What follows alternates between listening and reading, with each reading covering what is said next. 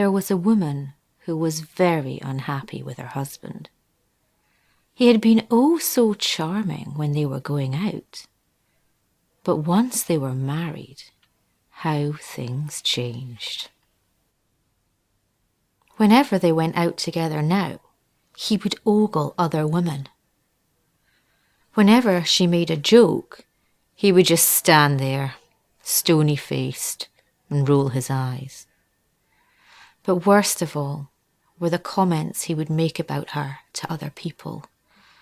Nasty comments that humiliated her so much she barely wanted to go out at all anymore.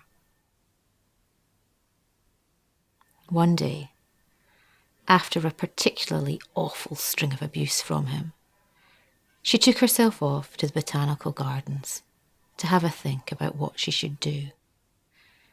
It was a warm June day, and she sat herself down under a tree.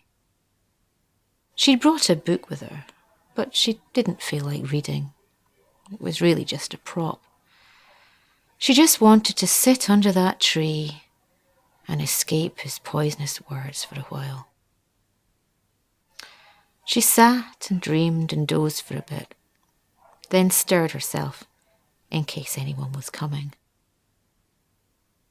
And when she looked down at her book, she saw a wee slug.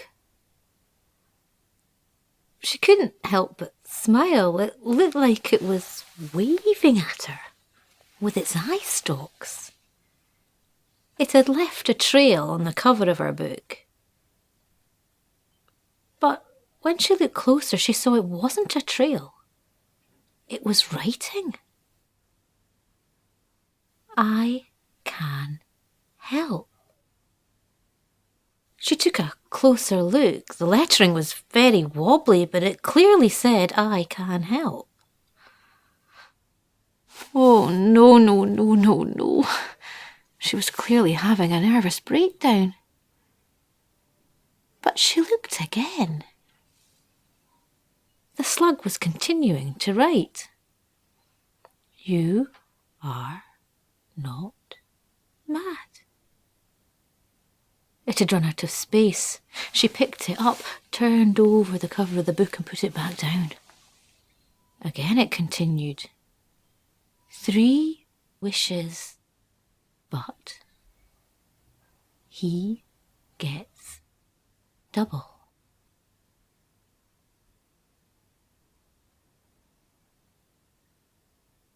She pondered this for quite some time. Even if she was mad, what harm could a wish do? No one would know except the slug. She thought of how ugly her husband had made her feel. She looked at the slug again.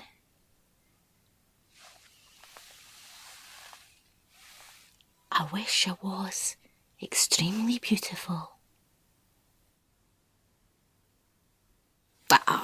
She knew it'd all be nonsense, but even so, she carefully gathered up the slug with a few leaves and blades of grass, put it in her handbag, and got up. Time to go home. She made her way to the bus stop, and when the bus came, as usual, all the seats were taken. But this time, a young man got up and offered her his. Oh no, she thought. My husband said I was ageing badly, but surely I don't pass for a pensioner yet. Mind you, he said I was getting really fat too. Maybe that man thought I was pregnant. She sat and stared at the floor for the rest of the journey. So she didn't notice all the stares she was getting. When she got home, the first thing she did was look in the mirror. What a sight was waiting for her. Beautiful. She was still her, but things had been tweaked. She couldn't help but compare herself to Angelina Jolie. Favourably. She gazed, transfixed, for some time, until she heard the scrape of the key in the lock. Her husband was home. Except, well, he'd been okay looking before, but now it was indescribable. You could have totaled the good looks of Johnny Depp, George Clooney, Aragorn. You'd still be nowhere close. When he caught sight of her, he raised his eyebrows. But when he caught sight of himself, reflected in the mirror behind her, looking twice as gorgeous, he was out of that door like a shot and heading uptown. She had 2 wishes left. She thought of the stern face, the rolling eyes, whenever she tried to make a joke. She went back to the slug. I wish for extreme wit.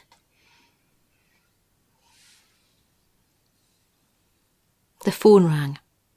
It was one of those PPI claim-back companies, the 5th call in as many days, and normally she would have just hung up.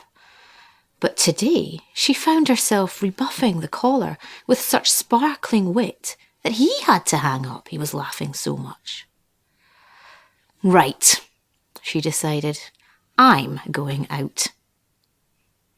She got a taxi, though she had to keep telling the driver to keep his eyes on the road, and she went to what used to have been her favourite bar until her husband had told her she was no longer hip enough to go there.